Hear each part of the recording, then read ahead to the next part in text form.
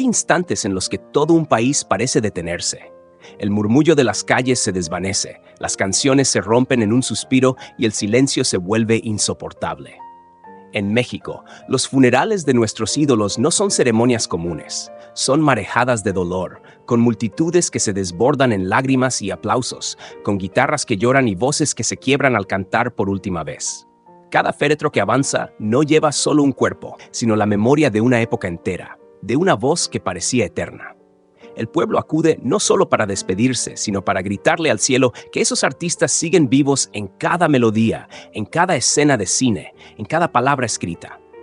Estos funerales no fueron simples ritos, fueron estampas de la historia nacional.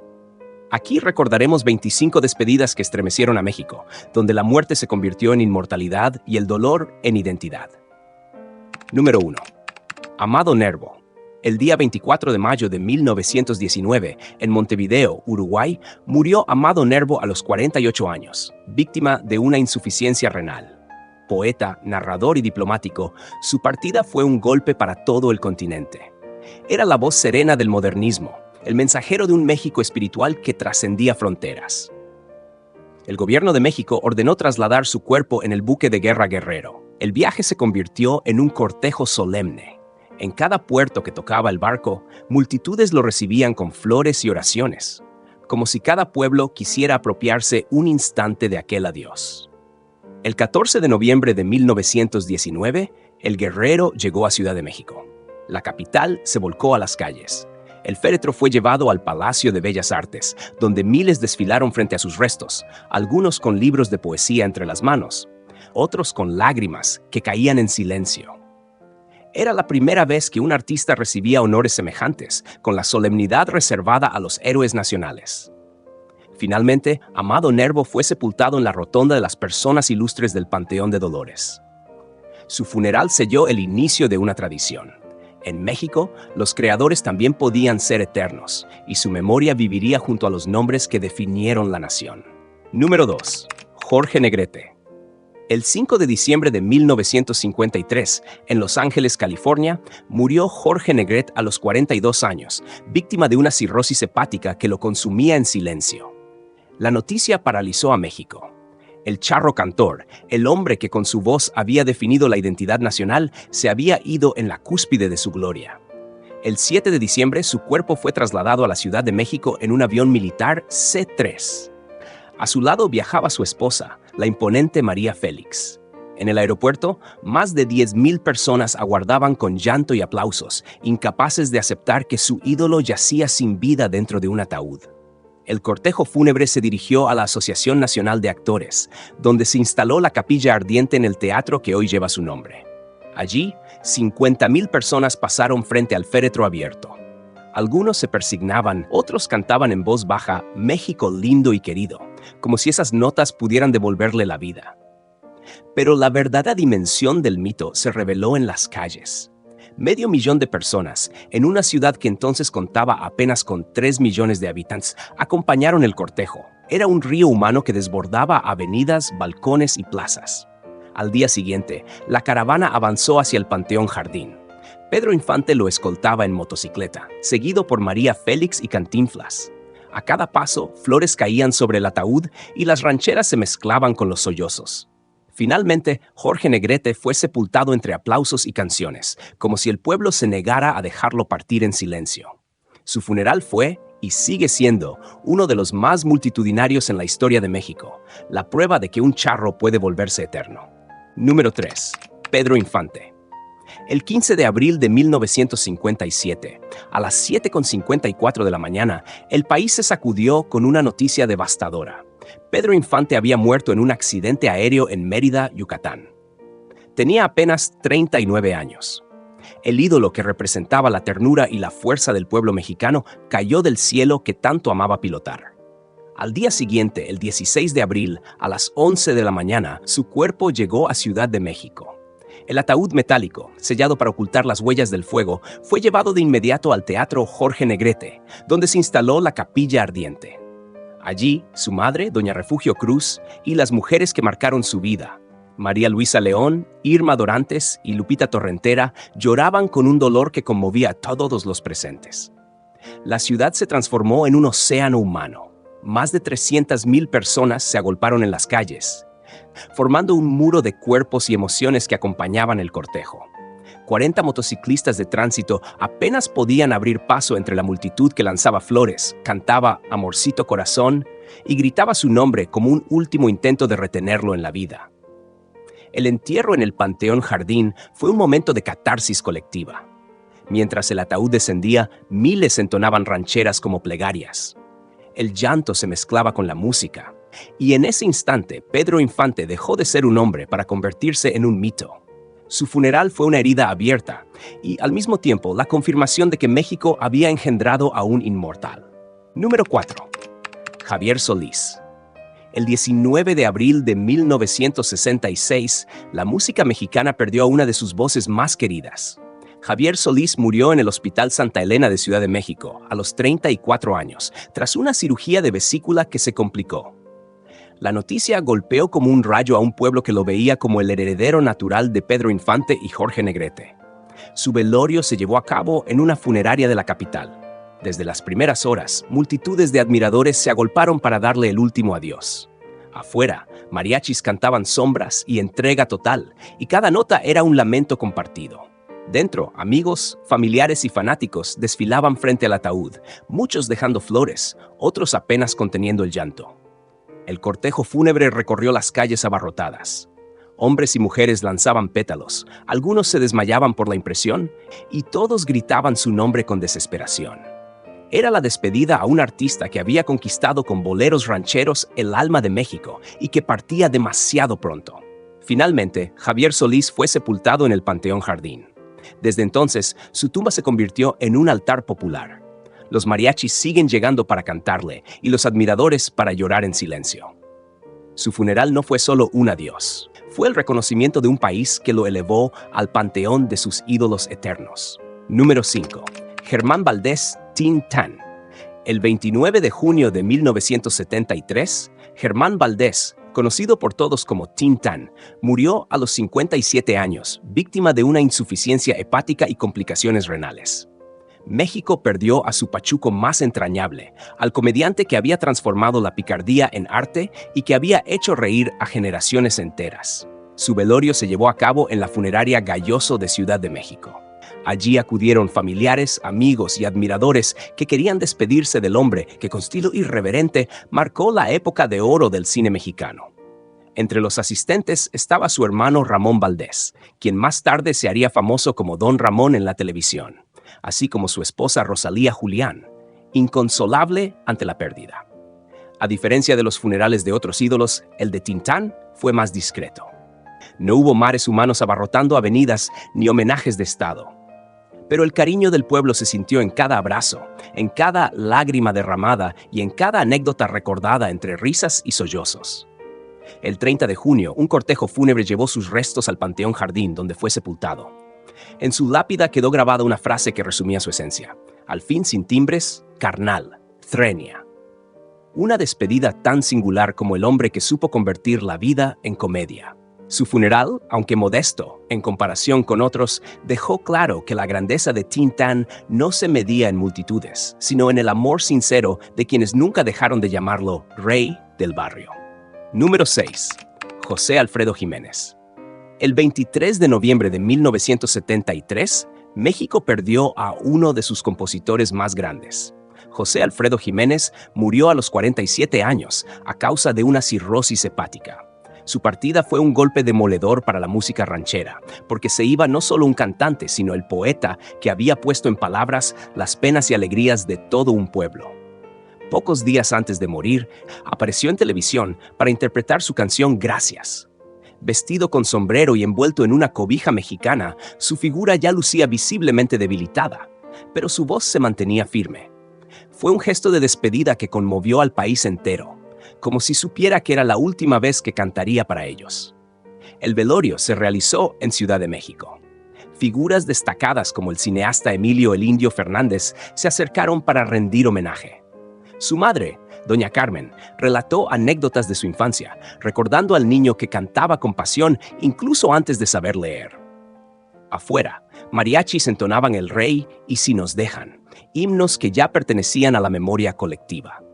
El cortejo fúnebre recorrió calles llenas de seguidores que arrojaban flores y coreaban sus canciones, como si quisieran acompañarlo con las mismas melodías que él les regaló. Fue sepultado en Dolores Hidalgo, Guanajuato, su tierra natal, bajo un mausoleo adornado con mosaicos que narran su obra y su vida. El funeral de José Alfredo Jiménez fue un himno popular convertido en luto. El pueblo lloraba al hombre, pero al mismo tiempo celebraba al Creador, que les enseñó a cantar sus penas con dignidad y a brindar por la vida, aún en medio del dolor. Número 7. El Santo. El 5 de febrero de 1984, México perdió a un héroe de carne y hueso que para el pueblo era más que un luchador. Rodolfo Guzmán Huerta, el legendario santo, murió a los 66 años a causa de un infarto agudo al miocardio. Su partida fue un golpe devastador. El hombre que había derrotado monstruos en la pantalla grande y enemigos en la arena se enfrentaba ahora a la única batalla imposible de ganar.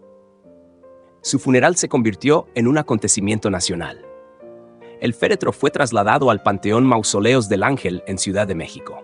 Allí, alrededor de 10,000 personas se congregaron para despedirlo. No eran solo fanáticos de la lucha libre, eran familias enteras.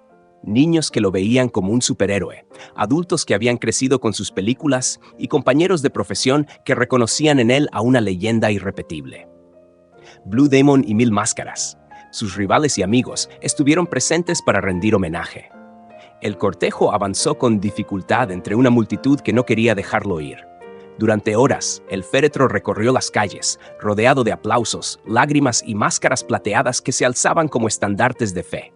Fiel a su mito, el santo fue enterrado con su icónica máscara. No hubo último destape. Se llevó consigo el secreto de su identidad completa, convirtiendo su entierro en la prolongación de su leyenda.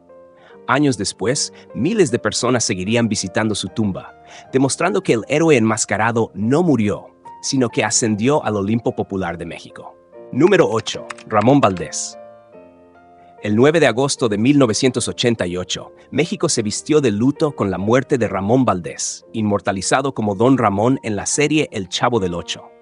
Falleció a los 63 años a causa de un cáncer de estómago. Su partida dejó un vacío inmenso en millones de hogares latinoamericanos que lo habían adoptado como un padre, un vecino o un amigo entrañable. El velorio se realizó en Ciudad de México y fue una ceremonia íntima, sin grandes despliegues mediáticos. Entre los asistentes destacó Angelines Fernández, la bruja del 71, quien permaneció durante horas junto al féretro, llorando inconsolablemente. Su dolor fue tan profundo que años más tarde pidió ser enterrada a escasos metros de él, cumpliendo así con un vínculo que ni la muerte pudo romper. Otros compañeros del elenco no pudieron estar presentes. Carlos Villagrán se encontraba de gira en Bolivia, María Antonieta de las Nieves estaba en Perú, mientras que Rubén Aguirre y Edgar Vivar acompañaron a la familia en el sepelio. Aunque la ausencia de varios actores fue notoria, el cariño del público suplió cualquier vacío. El entierro se llevó a cabo en el Panteón Mausoleos del Ángel. Allí, entre flores humildes y lágrimas sinceras, el pueblo le dijo adiós al hombre que con una simple frase, un gesto o una mirada había regalado carcajadas inolvidables. El funeral de Ramón Valdés fue tan sencillo como su vida, pero igual de profundo que el amor que despertó. No hubo homenajes oficiales ni multitudes desbordadas, solo la certeza de que el querido Don Ramón viviría eternamente en la memoria colectiva de toda América Latina. Número 9. Mario Moreno Cantinflas. El 20 de abril de 1993, México perdió a uno de sus símbolos culturales más universales. Mario Moreno, conocido como Cantinflas, murió a los 81 años víctima de un cáncer de pulmón. Su partida provocó un duelo nacional.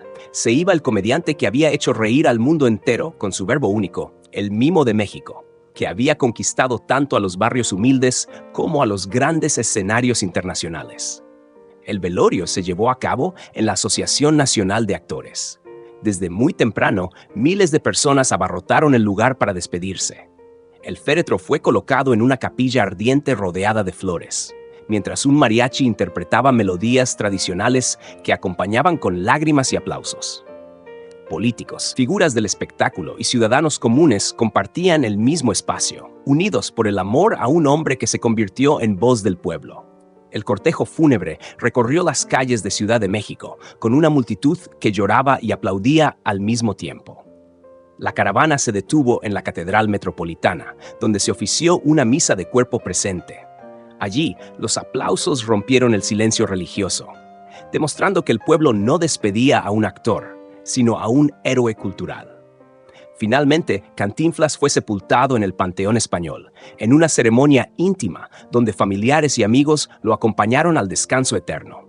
Desde entonces, su tumba se convirtió en un lugar de peregrinación para admiradores que siguen recordándolo como el más grande comediante de la historia del cine mexicano. Número 10. María Félix. El 8 de abril de 2002, México amaneció con una noticia que parecía increíble. María Félix, la doña, había muerto mientras dormía en su residencia de Polanco, en Ciudad de México. Tenía 88 años, y el destino quiso que su partida coincidiera con el día de su nacimiento, envolviendo su muerte en un halo de misticismo que aumentó aún más su leyenda. Su cuerpo fue velado en la funeraria Galloso de Félix Cuevas, donde familiares, amigos y seguidores acudieron para despedirse. El ambiente era solemne, cargado de respeto hacia una mujer que había sido mucho más que una actriz, un ícono de la feminidad, la elegancia y la fuerza en la pantalla grande. Figuras del cine, la política y la cultura se hicieron presentes, confirmando que la doña había trascendido generaciones. El cortejo fúnebre partió hacia el Palacio de Bellas Artes, donde se le rindió un homenaje de Estado. Miles de personas se congregaron en el recinto para aplaudir y gritar «¡Viva María Bonita!», mientras se proyectaban imágenes de sus películas y se interpretaba música en su honor. Fue una despedida digna de la reina que marcó la época de oro del cine mexicano. Finalmente, María Félix fue sepultada en el Panteón Francés de la Piedad junto a su familia. En su mausoleo se lee la inscripción «Aquí yace María Félix, la doña». Su funeral fue una celebración de su grandeza, un recordatorio de que, aunque la muerte apagó su vida, su presencia sigue brillando como un símbolo eterno de la cultura mexicana. Número 11. Roberto Gómez Bolaños, Chespirito. El 28 de noviembre de 2014, la risa de América Latina se vistió de luto. Roberto Gómez Bolaños, creador de personajes inmortales como el Chavo del Ocho y el Chapulín Colorado, murió en Cancún a los 85 años. Su partida dejó en silencio a millones que habían crecido con sus ocurrencias y que lo veían como parte de su familia. Sus restos fueron trasladados a Ciudad de México y recibidos en Televisa San Ángel, la casa donde por décadas dio vida a sus programas. Allí, familiares, amigos y colegas se reunieron para rendirle tributo, mientras afuera cientos de admiradores se congregaban para despedirse de su ídolo. El 30 de noviembre, el Estadio Azteca se convirtió en escenario de una de las despedidas más multitudinarias de la televisión mexicana. Bajo el lema «Gracias por siempre, Chespirito», decenas de miles de personas acudieron vestidas como el Chavo, el Chapulín y el Doctor Chapatín. En el centro del campo, el féretro recorrió lentamente el estadio, acompañado por lágrimas, aplausos y canciones que evocaban la infancia de millones. Después del homenaje público, el cortejo avanzó por las calles de la capital, seguido por una multitud. Finalmente, fue sepultado en el Panteón Francés de la Piedad en una ceremonia privada, rodeado de sus familiares más cercanos. Su tumba se convirtió en lugar de peregrinación, donde los admiradores aún dejan flores y juguetes en memoria del niño eterno de la vecindad. El funeral de Chespirito fue la prueba de que la comedia también puede ser inmortal.